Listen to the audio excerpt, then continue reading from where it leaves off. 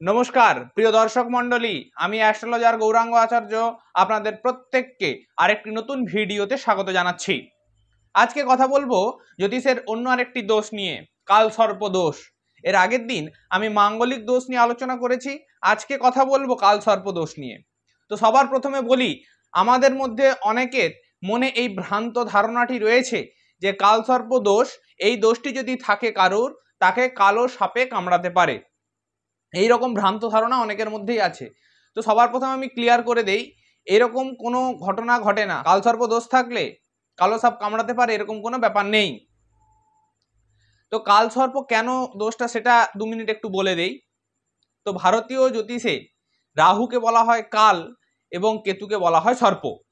তাই রাহু কেতু বাদ দিয়ে আমাদের বাকি যে 7টি গ্রহ রয়েছে, রবি, চন্দ্র, মঙ্গল, বুধ, বৃহস্পতি, শুক্র, শনি, এই 7টি গ্রহ যখন রাহু কেতুর একদিকে চলে যায়, তখন সময় সেই জাতক বা জাতিকাকে, সময় অর্থাৎ কাল সেই জাতক বা জাতিকাকে সর্পরূপে দংশন করতে শুরু করে এবং তখন এই দোষটা কালসর্প দোষ হয়ে ওঠে। সেই জন্যই এই দোষটাকে কালসর্প দোষ বলা হয়। তো এই কালসর্প দোষটা রাহু কেতুর অবস্থানের উপর ভিত্তি করে 12 রকমের হয়। আমি সেগুলো বলে দিচ্ছি এবং সেই 12টি ভাগের প্রত্যেকটি ভাগে কখন কি প্রভাব হয় সেটাও আমি বলে দিচ্ছি এবং সর্বশেষে বলবো এর প্রতিকার কিভাবে করতে হয়। তো সর্বপ্রথম বলছি অনন্ত কালসর্প দোষ। লগ্নে রাহু এবং সপ্তমে কেতু। লগ্নে রাহু থাকলে এবং সপ্তমে যদি কেতু থাকে তাহলে হবে অনন্ত কালসর্প দোষ। মানে এই যে আমি বারবার বলছি কথাটা যে বাকি রাহু কেতু বাদ দিয়ে বাকি 7টি গ্রহ রাহু কেতুর একদিকে চলে যাবে, এই কথাটা যদি বুঝতে কারোর সমস্যা হয় তাহলে ভালো করে বুঝিয়ে বললে এরকম হয় যে জন্ম ছকে লগ্ন কুণ্ডলিটায় যদি রাহু কেতুকে একটি রেখা দ্বারা যুক্ত করা হয়, তার এক পাশে বাকি 7টি গ্রহ থাকবে, অপর দিকটা পুরোপুরি ফাঁকা থাকবে, একটাও গ্রহ থাকা চলবে না উল্টো দিকটা, তাহলেই এটা কালসর্প দোষ। দেখুন ভিডিওটা লাস্ট অব্দি স্কিপ না করে, আমি বলবো কখন কালসর্প দোষ অ্যাক্টিভ হয় আর কখন প্যাসিভ হয় অর্থাৎ ইনঅ্যাক্টিভ হয়। সবসময় কালসর্প দোষ থাকলেই যে সেটা ক্রিয়া করবে, আপনার জীবনে ফল দেবে, কুপ্রভাব ফেলবে, ব্যাপারটা নাও হতে পারে। কখনো কখনো কালসর্প দোষের কোনো প্রভাব এমনি এমনি পড়ে না, সেটা কখন পড়ে না সেটা আমি বলে দিচ্ছি এবং যদি পড়ে তাহলে তার প্রতিকারের উপায়ও আমি বলে দিচ্ছি। লাস্ট অব্দি ভিডিওটা দেখুন। তো চলুন। তো অনন্ত কালসর্প দোষ রাহু লগ্নে এবং সপ্তমে কেতু, লগ্ন ভাবে রাহু, সপ্তম ভাবে কেতু, এইটা যদি হয় তাহলে হবে অনন্ত কালসর্প দোষ। বাকি গ্রহগুলো একদিকে। এটাই কি প্রভাব পড়ে? সারা জীবন ধরে ঝঞ্ঝা ঝামেলায় ফেসে থাকতে হয় জাতককে।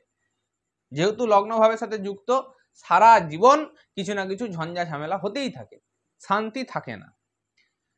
আর বিশেষ করে বেড়াতে গেলে কোথাও যদি বেড়াতে যায়, সে বেড়াতে গিয়ে হাজবেন্ডের সাথে ওয়াইফের বা ওয়াইফের থাকলে হাজবেন্ডের সাথে ঝামেলাটা বেশি হয়। সেকেন্ড আসছি কুলিক কালসর্প দোষ। দ্বিতীয় ভাবে রাহু এবং অষ্টম ভাবে কেতু থাকলে এই কুলিক কালসর্প দোষ হয়। এর ফলে কোনোদিনই পরিশ্রমের তুলনায় অর্থ লাভ হয় না, পারিবারিক সুখ থাকে না, কোনো না কোনো সময় অর্থনৈতিক বিপর্যয়ের মুখে পড়তেই হয় এবং যেহেতু অষ্টমে কেতু থাকে সেই জন্য শত্রুতার ভয়ানক ব্যাপার হয়, অর্থাৎ ভয়ানক শত্রুতার সম্মুখীন হতে হয় এবং সেইখানে প্রচুর ক্ষতিও হয়। এমনকি দুর্ঘটনাও ঘটতে পারে, সড়ক দুর্ঘটনা বিশেষ করে মারাত্মক, মানে যেটা একদম ধরুন কোনো প্যারালাইজড হয়ে গেল বা কোনো অঙ্গ প্রত্যঙ্গ ড্যামেজ হয়ে গেল, এইরকম লেভেলের দুর্ঘটনা ঘটতে পারে। থার্ড আসছি বাসুকি কালসর্প দোষ। তৃতীয় ভাবে রাহু এবং নবম ভাবে কেতু যদি থাকে এবং বাকি গ্রহগুলো যদি এদের এক পাশে থাকে তাহলে হবে বাসুকি কালসর্প দোষ। এই কালসর্প দোষে থাকলে কোনো যোগাযোগ, কোনো কন্ট্যাক্ট ম্যাচিওর করে না, কোনো কমিউনিকেশন ম্যাচিওর করে না, মামলা মোকদ্দমা ও পুলিশি ঝামেলায় জড়াতে হয়, আত্মীয় স্বজনদের কাছ থেকে বদনামের ভাগিদার হতে হয়, ভাই বোনের সাথে সুসম্পর্ক নষ্ট হয় এবং নবমে যেহেতু কেতু আছে, মন্দ ভাগ্যের অধিকারী হতে হয়, ভাগ্য মোটেও ভালো হয় না, ভাগ্য সবসময় বিরুদ্ধে দাঁড়াবে। যাদের এই বাসুকি কালসর্প দোষ আছে তাদের ভাগ্য সবসময় তাদের এগেনস্টে, এদের সবার আগে প্রতিকার করানো উচিত। চতুর্থে আসছি শঙ্খপাল কালসর্প দোষ। শঙ্খপাল কালসর্প দোষ হচ্ছে গিয়ে চতুর্থ ভাবে রাহু এবং দশম ভাবে যদি কেতু থাকে এবং বাকি গ্রহগুলো যদি এদের এক পাশে থাকে তাহলে হয়ে গেল শঙ্খপাল কালসর্প দোষ। এই দোষের ফলে পড়াশোনায় ক্ষতি হয়, পৈতৃক সম্পত্তির হানি হয়, অর্থাৎ বাবা দাদুর যে সম্পত্তি সেটা নষ্ট হয়। বাড়ি কারোর না কারোর আকস্মিক মৃত্যু হবেই হবে এবং মায়ের সাথে সম্পর্ক খারাপ হয়। এবং যাদের যাদের এই শঙ্খপাল কালসর্প দোষটি আছে তাদের চন্দ্রকে খুব ভালো করে দেখতে হয়। তাদের চন্দ্র যদি কোনো কারণে খারাপ থাকে, অশুভ থাকে, তাহলে তাদের ছোটবেলায় অর্থাৎ সেই জাতক জাতিকা যখন ছোট থাকবে তখন কিন্তু তার মায়ের মৃত্যু ঘটতে পারে, কম বয়সে মাতৃহানির যোগ হয়। এরপরে বলি পদ্ম কালসর্প দোষ। পঞ্চম ভাবে রাহু এবং একাদশ ভাবের কেতু যদি থাকে এবং বাকি গ্রহগুলি যদি এর সম্পূর্ণ একপাশে থাকে তাহলে হয় পদ্ম কালসর্প দোষ। এই দোষে মানসিক শান্তি থাকে না, পঞ্চমে রাহু থাকে বলে প্রেম জীবনে চরম অশান্তি হয়, সন্তান হানি ঘটতে পারে বা সন্তান নাও হতে পারে, এবং হঠাৎ কোনো ব্যাপার নিয়ে মানসিক অবসাদ, আচমকা হয়তো এনজয় করছে করছে এমন একটা কিছু ঘটনা ঘটে গেল তার মাঝখানে মেন্টালি ডিপ্রেসড হয়ে যাবে ফট করে। এইটা হচ্ছে গিয়ে এর একটা খুব বাজে প্রভাব পদ্ম কালসর্প দোষের। এরপরে আসছি মহাপদ্ম কালসর্প দোষ। রাহু যদি ষষ্ঠ ভাবে এবং কেতু যদি দ্বাদশ ভাবে থাকে তাহলে হবে মহাপদ্ম কালসর্প দোষ। ঋণের দায়ে জড়াতে হয়, সবাইকে দেখতে গিয়ে সামর্থ্যের বাইরে ব্যয় করতে হয়, অযথা আপনার যতটা সাধ্য তার বাইরে আপনাকে দায়িত্ব পালন করতে হয়। এবং এই ধরনের যাদের মহাপদ্ম কালসর্প দোষ থাকে এই ধরনের জাতক জাতিকা একটু অ্যালকোহল কনজিউম করে থাকে এবং খুব ক্রনিক ডিজিজ মারণ রোগে ভুগতে হয়। তক্ষক কালসর্প দোষ এরপরে বলি, যদি রাহু সপ্তম ভাবে থাকে এবং কেতু লগ্ন ভাবে থাকে তাহলে এই তক্ষক কালসর্প দোষটা হয়ে থাকে। এই তক্ষক কালসর্প দোষ যাদের আছে তাদের রাহু সপ্তম ভাবে কেতু লগ্ন ভাবে থাকলেই কিন্তু নয়, বাকি গ্রহগুলিকে এর এক পাশে থাকতে হবে। এরকম যাদের আছে তাদের হচ্ছে সঙ্গীর সাথে মনের মিল হয় না, চট করে বিয়ে হতে চায় না, বা হলেও ঝঞ্ঝা ঝামেলায় পড়ে ডিভোর্সের দিকে সম্পর্কটা এগোয়, এবং ডমিনেটিং হয় তাদের পার্টনার। এদের এই দোষটি যাদের থাকে অর্থাৎ তক্ষক কালসর্প দোষ যাদের থাকে তাদের যে পার্টনার হয়, লাইফ পার্টনার, তারা খুব ডমিনেটিং হয়, অর্থাৎ তার উপর দিয়ে ছাপিয়ে যাওয়ার চেষ্টা করে এবং এটার জন্য কিন্তু ডিভোর্সের দিকে সম্পর্কটা এগোয়। যদি ব্যবসা করতে যায় ব্যবসায় চরম ক্ষতি এবং বিশ্বাসঘাতকতার শিকার হতে হয় যদি শেয়ারিং এ থাকে ব্যবসা। যার সাথে শেয়ারিং করবে ব্যবসাটা, শেয়ারে যে থাকবে সে কিন্তু ঠকাবে। কার্কটক কালসর্প দোষ, সেটা হচ্ছে অষ্টম ভাবে রাহু থাকলে এবং দ্বিতীয় ভাবে যদি কেতু থাকে এবং বাকি সাতটি গ্রহ যদি এদের একপাশে থাকে তাহলে হবে কার্কটক কালসর্প দোষ। এটাতে বিপর্যয়ের শেষ থাকে না। এই দোষ যাদের আছে তাদের বিপর্যয় সারা জীবন ঘটে, করতে যাবে এক হয়ে যাবে এক আরেক, করতে যাবে এক হয়ে যাবে আরেক। মানে একটা হিন্দিতে কথা বলে না যে কাম করনে যাতা হুঁ কাণ্ড হয়ে যাতা হ্যায়, ওই রকম ব্যাপারটা। আর সব থেকে বড় কথা আয়ুহানি হয়, খুব বেশি আয়ু এদের হয় না, এবং অশুভ সংসর্গে জড়িয়ে হাজতবাস হয়, অর্থাৎ হয়তো কোনো একটা জায়গায় বাজে কিছু কাজ চলছে, ও কোনো কারণে সেখানে গেছে, ও হয়তো কিছু কাজটা করেনি, দিয়ে সেখানে হয়তো পুলিশ রেড করলো বা কিছু হলো, ও ধরা পড়ে গেল, ওকেও একসাথে চালান করে দেওয়া হলো। এই ধরনের সমস্যা। দোষ না করেও দোষের ভাগিদার হতে হয়, দোষী হতে হয়। এটা হয়ে গেল কার্কটক কালসর্প দোষ। এরপর আসছি শঙ্খচূড় কালসর্প দোষ। সেটা হচ্ছে নবমে রাহু এবং তৃতীয় কেতু, নবম ভাবে রাহু এবং তৃতীয় ভাবে কেতু যদি থাকে এবং বাকি সাতটি গ্রহ এদের এক পাশে থাকলে হয় শঙ্খচূড় কালসর্প দোষ। ছোটবেলাতেই বাবার মৃত্যু হওয়ার সম্ভাবনা থাকে, কোনো কালেই সফলতা আসে না, জীবনে সাকসেস আসে না। যদি বাবা বেঁচেও থাকেন তাহলে বাবার সাথে প্রবল মতবিরোধ হয়, বাবা যা বলবে ছেলে বা মেয়ে ঠিক তার উল্টাটাই করবে, এবং ভালো চাকরি বা ভালো ব্যবসা, ভালো কাজকর্ম এদের সাধারণত জীবনে হয় না। ঘাতক কালসর্পদোষ, রাহু যদি দশম ভাবে থাকে এবং কেতু যদি চতুর্থ ভাবে থাকে, তাহলে এই ধরনের, এবং বাকি 7টি গ্রহ যদি এদের একপাশে চলে যায় তাহলে হবে ঘাতক কালসর্পদোষ। বুঝতেই পারছেন নামটা শুনে, ঘাতক অর্থাৎ আঘাত হানবে জীবনে।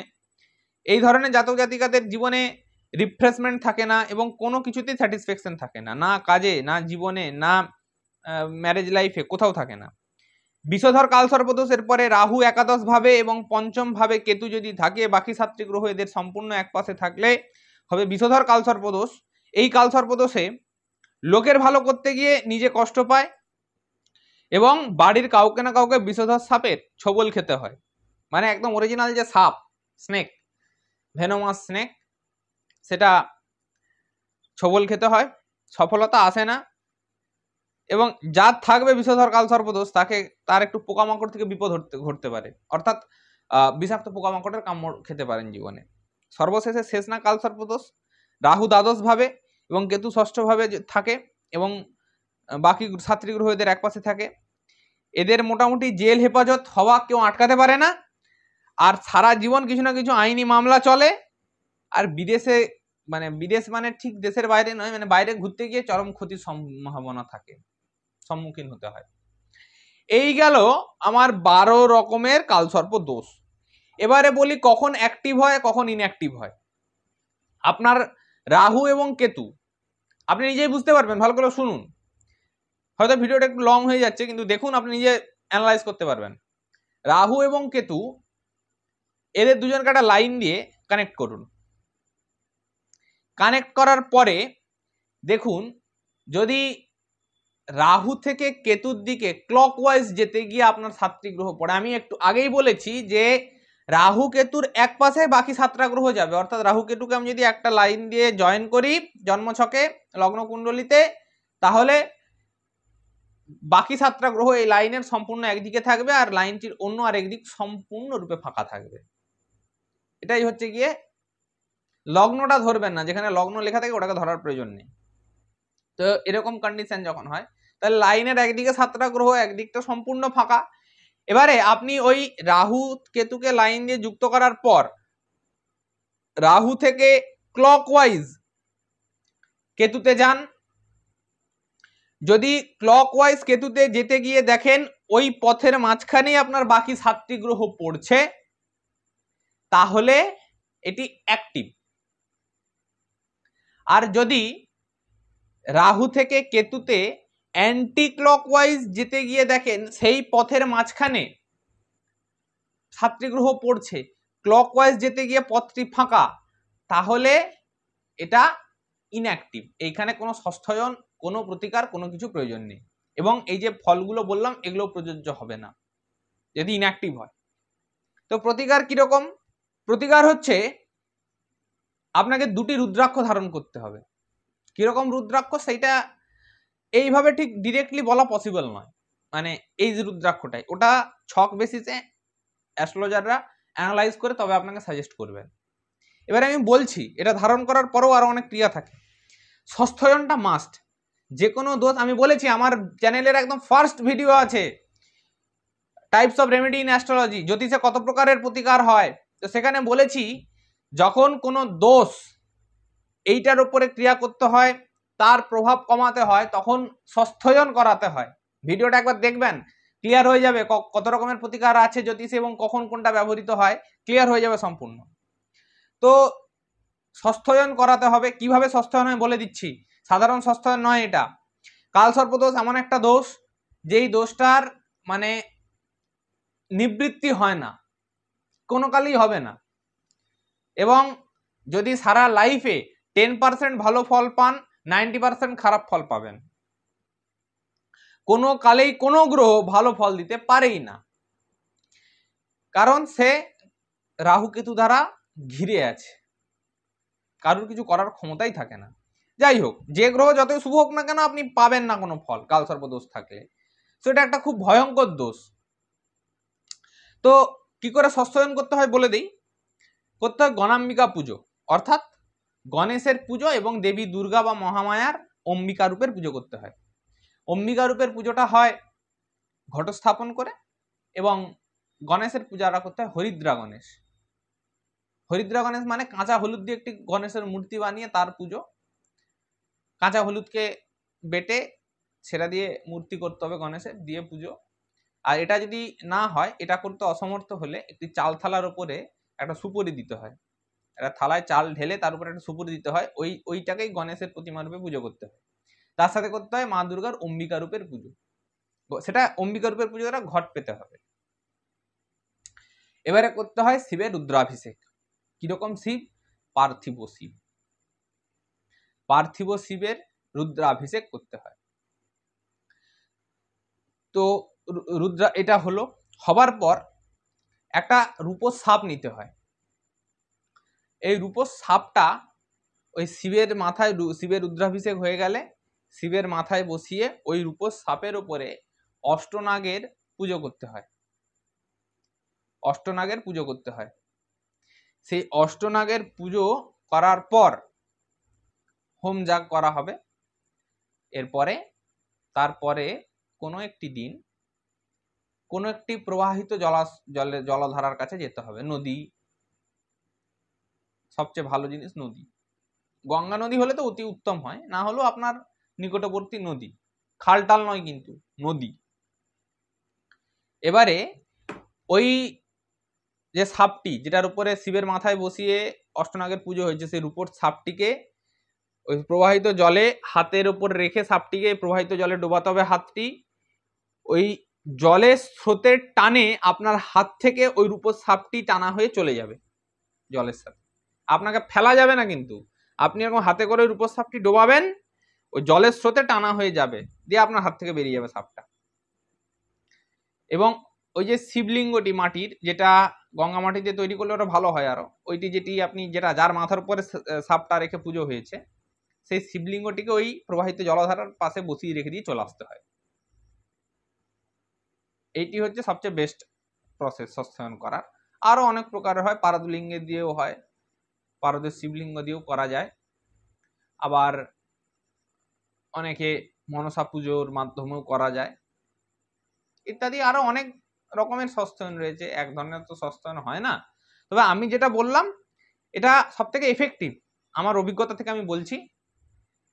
এবং আশা করি ভিডিওটা যাদের কালসর্প আছে তাদের ভালো লাগবে, তারা এটা উপায় খুঁজে পাবে। তবে চিন্তা করার কিছু নেই, সব রকমেরই দোষের প্রতিকার বা সস্তায়ন করা যায়। ও হ্যাঁ, আরেকটা ভালো কথা মনে পড়েছে, এই যে সস্তায়নটা করলেন, এটা কিন্তু 1 বছর নয়, এটা 7 বছর অন্তত করতে হয়। 7 বছর করতে হয়, 1 বছরে হয় না। 1 বছর করে নিলে আপনার দোষ কেটে গেল। মাঙ্গলিক দোষ এর আগে আমি বলেছি একবারই করতে হবে, তাহলেই সব কেটে যাবে। কিন্তু কালসর্প দোষ একবারে কাটে না, এটা অন্তত 7 বছর করতে হয়। তো দোষ যাই হোক না কেন, সমস্যা যাই থাকুক না কেন, সবার কিন্তু সমাধান আছে, এবং যতগুলি সমস্যা রয়েছে সমাধান সংখ্যা তার চেয়ে বেশি রয়েছে। পৃথিবীতে এমন কোনো সমস্যা নেই যার কোনো সমাধান হয় না, তাই কেউ চিন্তা করবেন না। যদি কোনো সমস্যা থেকে থাকে অতি অবশ্যই যোগাযোগ করুন, এবং আমার ভিডিওটি ভালো লেগে থাকলে একটা লাইক করবেন। ইউটিউব চ্যানেলটি আমার সাবস্ক্রাইব করে রাখুন, যাতে এরকম আরও তথ্য আপনাদের সামনে আমি তুলে ধরতে পারি। আর যাদের কালসর্পদোষ রয়েছে তাদের কাছে ভিডিওটি শেয়ার করে দেবেন। আজকে এই পর্যন্তই, দেখা হবে আবার নতুন কোনো ভিডিওতে নতুন কোনো তথ্য নিয়ে। ধন্যবাদ।